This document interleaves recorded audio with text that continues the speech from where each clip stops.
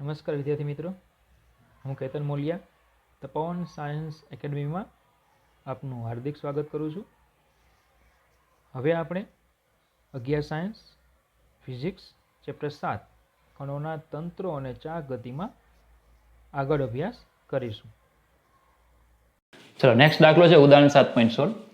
ત્રણ પદાર્થો, એક રિંગ, એક ઘન નળાકાર અને એક ઘન ગોળો એક જ ઢળતા પાટિયા પર સરક્યા વિના નીચે તરફ ગબડે છે. ચલો, સરક્યા વિના ગબડતો પદાર્થ, એના વિશે આપણે ફૂલ ડિટેલિંગમાં ચર્ચા કરી ગયા છીએ. બરાબર. તેઓ સ્થિર અવસ્થામાંથી ગતિ શરૂ કરે છે. મતલબ કે જે આ ઢળતું પાટિયું છે, બરાબર, અહીંયાથી તે સ્થિર છે પહેલા, અને ત્યાંથી ગતિ કરીને અહીંયા નીચે આવે છે. તો સ્થિર અવસ્થામાંથી ગતિ શરૂ કરે છે. બધા જ પદાર્થોની ત્રિજ્યાઓ એક સમાન છે, બધાની ત્રિજ્યા સરખી લેવાની. કયો પદાર્થ મહત્તમ વેગ સાથે નીચે પહોંચે, એટલે કે અહીંયા પહોંચે ત્યારે કયા પદાર્થનો વેગ છે એ મહત્તમ હશે. તો આ ઊંચાઈ h લઈ લઈએ. તો આપણે આવું સૂત્ર ભણી ગયા છીએ કે હવે ઢાળ પરથી સરક્યા વિના ગબડતા પદાર્થનો ઢાળના તળિયે વેગ v equal to √ 2gh/1 plus k²/r². આને કહી દઉં સમીકરણ નંબર 1. k એટલે જડત્વની ચાક માત્રા. ચાલો, પહેલો પદાર્થ કયો છે? રિંગ. તો એની ભૌમિતિક અક્ષ લેવાની, કંઈ ન આવી હોય તો ભૌમિતિક અક્ષ લેવાની. વ્યાસને સમાવતી અક્ષ હશે તો આપેલું હશે. ચલો, રિંગની જડત્વની ચાક માત્રાનું સૂત્ર mr². યાદ ન હોય તો કોષ્ટક યાદ કરવું પડશે ફરીથી. ચલો, તો k કેટલા? તો એમ કીધેલું કે જડત્વની ચાક માત્રાના સૂત્રમાં દળ કાઢો બાકી વધે k² હોય. દળ કાઢો બાકી વધે k² હોય, તો માટે k² = r². k એટલે ચક્રાવર્તન ત્રિજ્યા. તો k²/r² = 1. તો સમીકરણ 1 પરથી v1 = √2gh/ અહીંયાથી 2gh/1 પ્લસ k²/r² કેટલા? 1. એટલે 1 + 1. તો v1 = 2 કેન્સલ, √gh. સમીકરણ નંબર 2. ચાલો, બીજો છે ઘન નળાકાર. ઘન નળાકાર એટલે કે નક્કર નળાકાર. તો નક્કર નળાકારની જડત્વની ચાક માત્રાનું સૂત્ર mr²/2. જે તકતીની હોય તે જ નળાકારની હોય, એટલે mr²/2. દળ કાઢો બાકી વધે k² હોય, તો k² = r²/2. તો k²/r² = 1/2. સમીકરણ 1 પરથી v2 = √2gh/1 પ્લસ 1/2. k² જે છે, k²/r² કેટલા મૂકી દેવાના? 1/2. ચલો, તો v2 = ચલો આ 3 બગડો પછી એટલે 4 4gh/3. એટલે v2 = ચલો 4/3 એટલે 1.33 gh. સમીકરણ નંબર 3. ચાલો, ત્રીજું છે, ચલો ઘન નળાકાર આવી ગયું. ઘન ગોળો. ચલો, ઘન ગોળા માટે જડત્વની ચાક માત્રા I = 2/5 mr². તો દળ કાઢો બાકી વધે k² હોય, તો k²/r² = 2/5. તો સમીકરણ 1 પરથી v3 = √2gh/1 પ્લસ 2/5. પેલામાં દળ કાઢો બાકી વધે k² હોય, તો k²/r² = 2/5. તો સમીકરણ 1 પરથી અહીંયા k²/r² કેટલા મૂકવાના? 2/5. તો 5 ને 2 7, અને 5 ઉપર જાય એટલે 10. તો 10gh/7. તો v3 = ચલો 10/7 કરશો એટલે 1.42 gh. સમીકરણ નંબર 4. તો આપને પ્રશ્ન એવો પૂછ્યો હતો કે કોનો વેગ મહત્તમ હશે? તો ચલો, આ √gh, આ 1.33 √gh અને આ 1.42. તો એનો મતલબ કે v3 મોટા. તો આપણે એવું લખી શકીએ કે સમીકરણ 2, 3 અને 4 પરથી સ્પષ્ટ છે કે, તો શું સ્પષ્ટ છે કે V1 is less than V2 is less than V3. તો આથી ચલો શું પ્રશ્ન હતો કે કયો પદાર્થ મહત્તમ વેગ સાથે જમીન પર પહોંચે? તો આથી ઘનગોળો મહત્તમ વેગ સાથે નીચે પહોંચે છે. ઘનગોળો મહત્તમ વેગ સાથે નીચે પહોંચે છે. ચલો આવડી જાય. મેઇન છે આ સૂત્ર તમને આવડે, તમને થિયરીમાં કીધેલું જ કે અમુક જે સૂત્રો છે તમારે યાદ રાખવાના છે. બરાબર, સૂત્ર યાદ હોય તો આપણને દાખલાનો જવાબ મળી જાય. ઓકે, ચાલો નેક્સ્ટ દાખલો છે સ્વાધ્યાયનો 7.18. એક ઘનગોળો એક જ ઊંચાઈના અલગ અલગ નમન કોણ ધરાવતા બે ઢળતા સમતલ પરથી ગબડે છે. જોજો આવું આપ્યું છે, બે ઢળતા સમતલ છે એક જ ઊંચાઈના. ધારો કે આ એક સમતલ છે, આ બીજું સમતલ છે, અલગ અલગ નમન કોણ વાળા. ધારો કે આનો નમન કોણ θ1, આનો નમન કોણ θ2, એટલે કે આ પેલી સપાટી, આ બીજી સપાટી. એક જ ઘન ગોળો લેવાનો, એને આ રીતે આપણે અહીંયાથી મુક્ત કરવાનો, અલગ અલગ ઢળતા સમતલ પરથી આ રીતે મુક્ત કરવાનો. બરાબર. તો પેલું શું તે દરેક કિસ્સામાં સમાન ઝડપ સાથે નીચે પહોંચશે? હવે સમજો કે આપણે ઢળતા સમતલ પરથી ગબડતા પદાર્થ માટે ઢળતા સમતલ પરથી ગબડતા પદાર્થ માટે ચલો વેગ ખબર છે, √2gh/1 + k²/r², તથા પ્રવેગ ખબર છે g sin θ/1 + k²/r² છે. આના પરથી આપણે જવાબ આપીએ. પેલું કીધું છે કે શું એક સમતલ કરતા બીજા, માફ કરજો, પેલું શું તે દરેક કિસ્સામાં સમાન ઝડપ હશે? તો ઝડપ આની પર આધાર રાખે. તો બંને ગોળા એટલે કે બધા માટે સમાન, બે માટે ઊંચાઈ પણ સમાન આપી છે આપણે h, તો બંનેના વેગ પણ ઢાળના તળિયે કેવા હશે? સમાન. તો કે હા. શું લખી શકીએ આપણે? હા, કે આવું લખી શકાય, ઢાળ 1 અને 2, ઢાળ 1 અને 2 બંનેમાં ગોળો સમાન ઝડપ સાથે નીચે, માફ કરજો, સમાન ઝડપ સાથે આ નીચે પહોંચશે. એવું કહેતું, ચાલો નીચે પહોંચશે. હવે બી, શું એક સમતલ કરતા બીજા સમતલ પર વધુ સમય લે? એક સમતલ કરતા બીજા સમતલ પર વધારે સમય લે? તો હા. હા, બરાબર. કયા સમતલ પર? તો અહીંયા અંતર વધારે કાપે છે, સમય વધારે લાગશે. આમાં અંતર ઓછું છે, સમય ઓછો લાગશે. બરાબર. તો હા, એક બે કરતા એકમાં વધુ સમય લાગે છે. બે કરતા એકમાં વધુ સમય લાગે. હવે ત્રીજું સી, જો એમ હોય, બરાબર, એમ હોય તો હા અલગ અલગ છે. તો કયા સમતલ પર અને શા માટે? તો કયા સમતલ પર તો કીધું આપણે, શા માટે તો થોડુંક ટેકનિકલી આપણે, અંતર વધારે એટલે સમય વધારે લાગે, એની કરતાં થોડુંક ટેકનિકલી આપણે લઈએ કે પ્રવેગ, બરાબર, પ્રવેગ a is પ્રપોઝનલ two sine theta છે. a is પ્રપોઝનલ two sine theta છે. ચલો હવે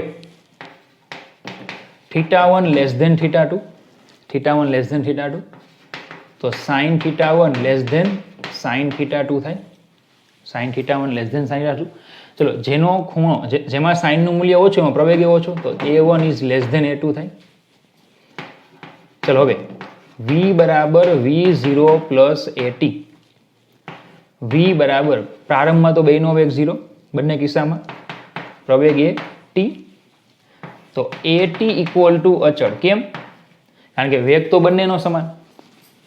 તળિયે, અહીંયા તળિયે બંનેનો વેગ કેટલો? v, અને અહીંયા બંનેનો વેગ કેટલો? 0. તો તળિયે બંનેનો વેગ સમાન, તો at અચળ. તો એનો મતલબ કે t ઇઝ પ્રપોઝનલ ટુ 1/a. ચલો હવે a1 લેસ ધેન a2 હોવાથી જેનો પ્રવેગ ઓછો એમાં સમય વધુ લાગે, t1 ગ્રેટર ધેન T2 થાય. તો જો આપણે લખ્યું તો આવી જાય, ટેકનિકલી કહેવાય એમ. બાકી કોમન જવાબ અંતર વધારે, સમય વધારે એમ, પણ એની કરતાં થોડુંક આ ટેકનિકલી લાગે એટલે આપણે આ રીતે લીધું. તો T1 ગ્રેટર ધેન T2. ચાલો ખબર પડી? ઓકે. ચાલો નેક્સ્ટ દાખલો છે સ્વાધ્યાયનો 7.19. 2 મીટર ત્રિજ્યાના, ચલો તો અહીં R બરાબર 2 મીટર, એક વલયનું દળ 100 કિલોગ્રામ છે, કેપિટલ M, 100 કિલોગ્રામ. તે એક સમક્ષિતિજ સપાટી પર એવી રીતે ગબડે છે કે જેથી તેના દ્રવ્યમાન કેન્દ્રની ઝડપ 20 સેમી પર સેકન્ડ થાય. એટલે કે V આપ્યા છે 20 સેમી પર સેકન્ડ, એટલે 0.20 મીટર પર સેકન્ડ. તેને રોકવા માટે કેટલું કાર્ય કરવું પડે, એને અટકાવવો છે, એમ અટકાવવો છે, કેટલું કાર્ય કરવું પડે. હવે સમજો, પદાર્થ ગબડે છે, સમક્ષિતિજ સપાટી પર ગબડે છે. ગબડતા પદાર્થ પાસે બે ઉર્જા હોય, ચાક ગતિ ઉર્જા અને રેખીય ગતિ ઉર્જા. તો જો, તો ગબડતા પદાર્થની કુલ ગતિ ઉર્જા K ઇક્વલ ટુ ચાક ગતિ ઉર્જા વત્તા રેખીય ગતિ ઉર્જા. તો K ઇક્વલ ટુ ચાક ગતિ ઉર્જા હાફ I ઓમેગા સ્ક્વેર, રેખીય ગતિ ઉર્જા હાફ mv સ્ક્વેર. ચલો હવે I ઇક્વલ ટુ, ચલો આપને આપ્યું છે વલય, વલય એટલે રિંગ, રિંગ એટલે જડત્વની ચાક માત્રા mr સ્ક્વેર, અને V બરાબર R ઓમેગા, તો એના પરથી omega equal to V by R. આ બંને વસ્તુ અહીંયા મૂકી દઈએ, I ની કિંમત મૂકી દઈએ, ઓમેગાની કિંમત મૂકી દઈએ. તો K equal to half I એટલે mr સ્ક્વેર અને ઓમેગા એટલે V by R, V square by R square plus half mv square. ચલો તો K equal to R square cancel, half mv square plus half mv square એટલે mv square. તો K equal to, ચલો દળ હતું 100 અને V square એટલે 0.2 નો વર્ગ, એટલે K થઈ જશે અહીંયા 4 જૂલ. તો ટૂંકમાં જે પદાર્થ ગતિ કરતો કરતો આવે છે એની ગતિ ઉર્જા કેટલી છે? 4 જૂલ, અને એ આપણે કેટલી કરવી છે? 0. 4 જૂલમાંથી આપણે કેટલી કરી નાખવાની છે? 0. અટકાવવો છે કે નહીં? ગતિ ઉર્જા 0 કરવી છે. ટૂંકમાં ગતિ ઉર્જામાં ફેરફાર કરવો છે અને કાર્ય ગોતવાનું છે. કાર્ય અને ગતિ ઉર્જાનો ફેરફાર કાર્ય ઉર્જા પ્રમેય પરથી મળે. તો હવે કાર્ય ઉર્જા પ્રમેય મુજબ કાર્ય એટલે ગતિ ઉર્જાનો ફેરફાર, કાર્ય બરાબર અંતિમ ગતિ ઉર્જા માઇનસ પ્રારંભિક ગતિ ઉર્જા. તો અંતમાં ગતિ ઉર્જા 0 કરવાની છે, પ્રારંભમાં ગતિ ઉર્જા K છે, આટલીથી ગતિ કરે છે, પ્રારંભ છે, અંતમાં 0 કરવાની, અંત માઇનસ પ્રારંભ. તો W ઇક્વલ ટુ -4 જૂલ. કેટલું કાર્ય કરવું પડશે? -4 જૂલ. બરાબર. તો ઋણ નિશાની શું આપે? ઋણ નિશાની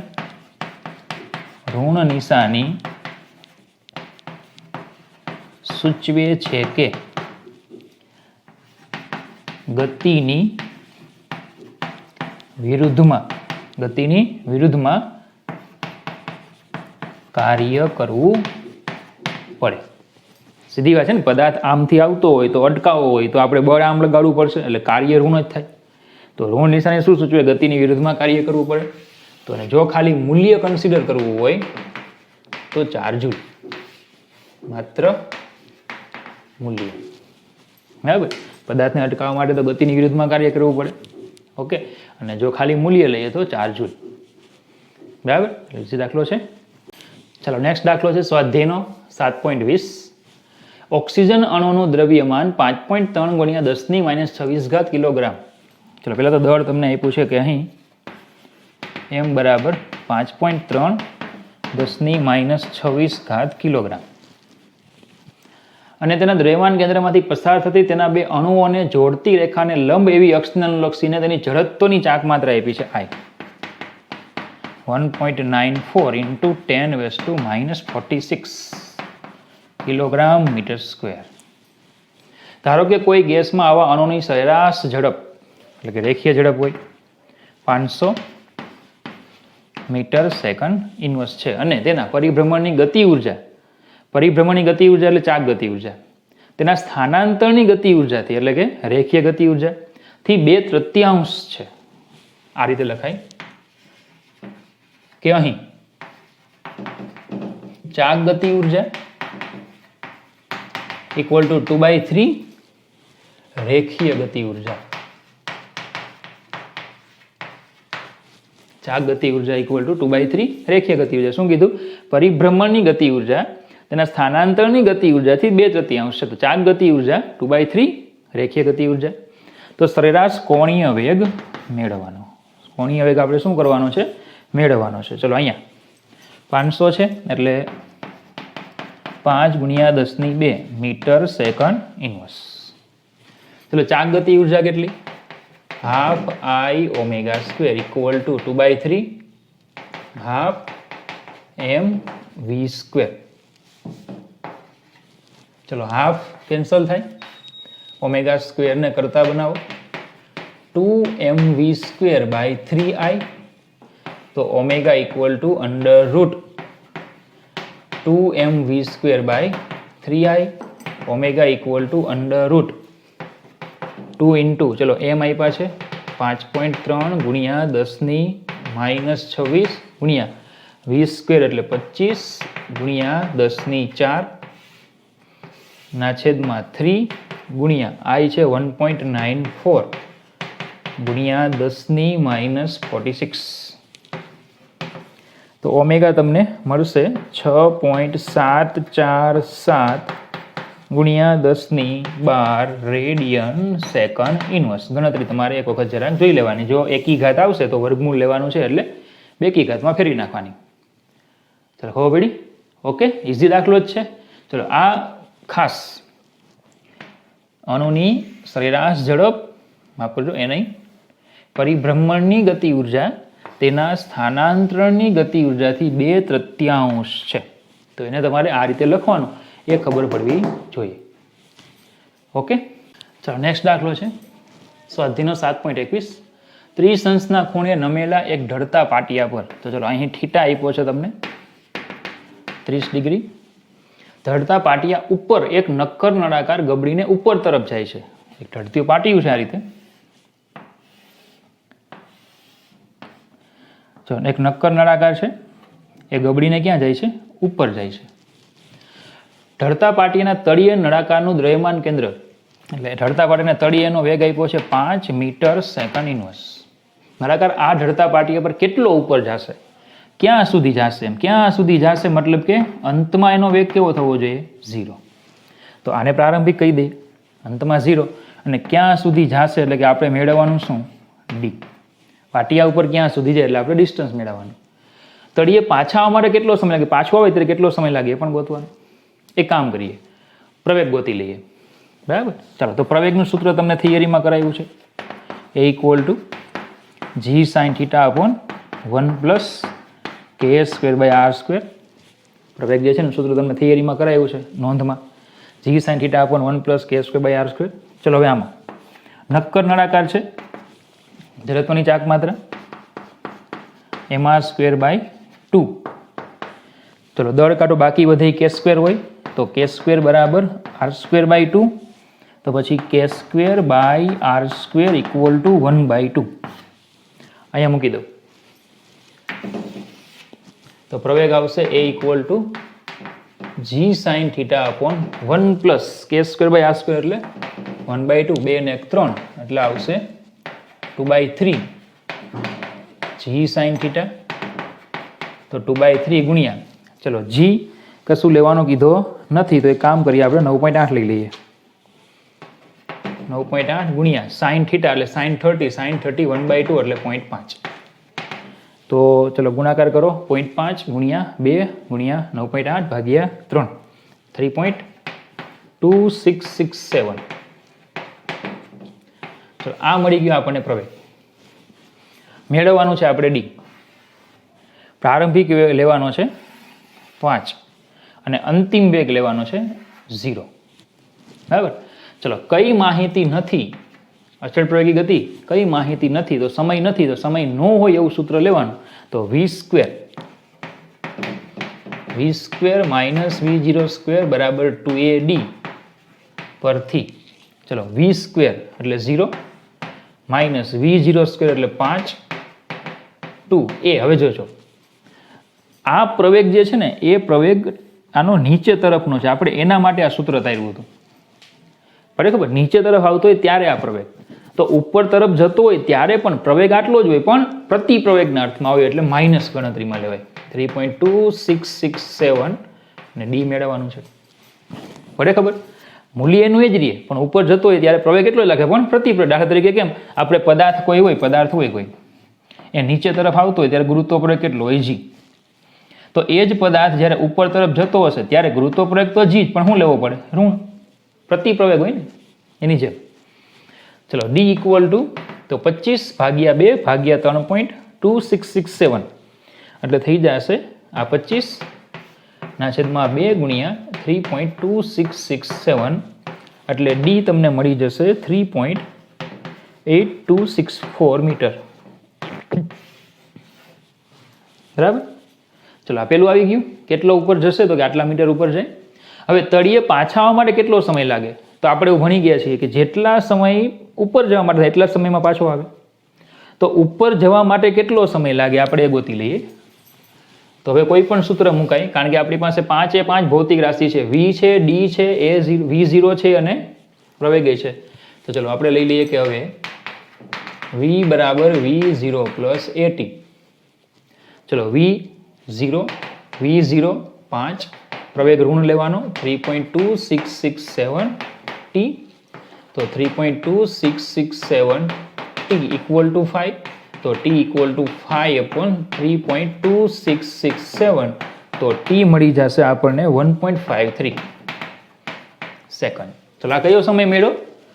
આટલા સમયમાં તે અહીંયાથી અહીંયા પહોંચે, એટલા સમયમાં પાછો નીચે આવે. તો તળિયે પાછો આવવા માટે કેટલો સમય લાગે? તો આનો બમણો. ચેપ્ટર 3 નો કન્સેપ્ટ કે હવે તળિયે પાછો આવવા માટે લાગતો સમય કેપિટલ T બરાબર 2t, T બરાબર 2 ઇન્ટુ 1.53 એટલે T equal to 3.06 second. T equal to 3.06 second. ચલો, ખબર પડી? બરાબર. તો ફરીથી આપણે આ પ્રવેગનું સૂત્ર નોંધમાં ભણી ગયા છીએ, એનો અહીંયા ઉપયોગ થયો, એપ્લિકેશન આવી ગઈ એની. ઓકે.